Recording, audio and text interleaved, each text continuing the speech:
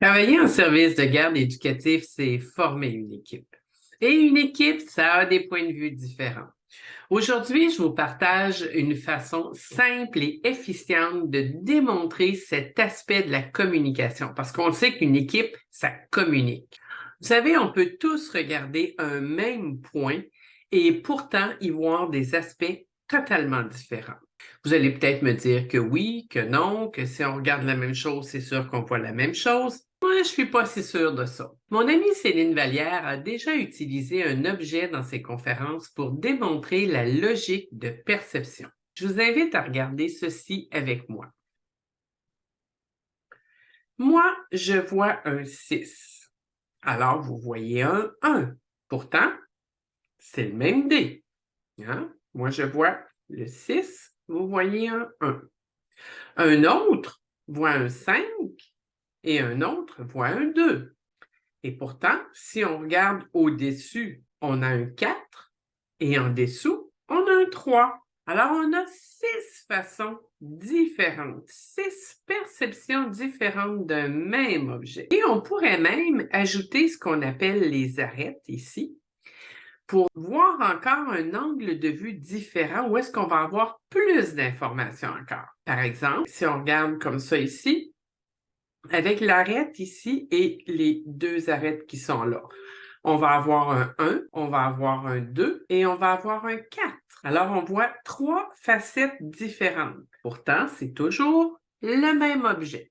Dès qu'on regarde quelque chose, il faut prendre en considération qu'on le voit avec nos propres yeux, selon l'angle où on est positionné, selon l'endroit d'où on regarde. Et cet aspect-là nous induit souvent en erreur de raisonnement. On appelle ça aussi un sophisme.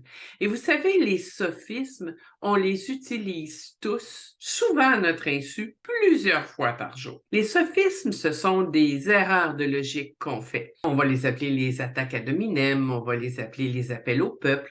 Enfin, il y en a plusieurs vraiment et ils sont souvent rattachés aux mathématiques parce que les mathématiques font appel au raisonnement. Ce que je veux vous amener aujourd'hui, c'est principalement que lorsqu'on communique, on a besoin de se sentir accueilli dans ce qu'on dit, dans ce qu'on exprime. D'accord avec moi? Mais trop souvent, lorsqu'on dit quelque chose, on s'adresse à quelqu'un et ce quelqu'un-là ne prend pas le temps d'écouter ce qu'on est en train de dire. Particulièrement si on amène ou si on aborde un point avec lequel on est en désaccord ou encore qui ne correspond pas à ce que nous on en comprend ou à ce que l'autre en comprend ou aux croyances qu'on y a associées. Comment on fait?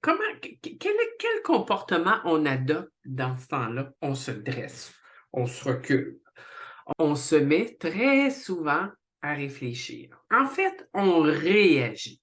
On n'est pas en action, on est en réaction. En fait, nos réactions de survie s'activent. Pourtant, on s'entend qu'on n'est pas du tout en danger de mort. En tout cas, pas en danger de mort imminente, ça c'est certain.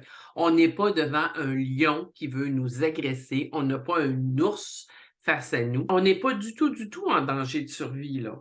Mais nos réactions, historiquement, notre cerveau a été fait à réagir face à lorsqu'on a une peur imminente qui se crée. Et là, on se sent un peu attaqué.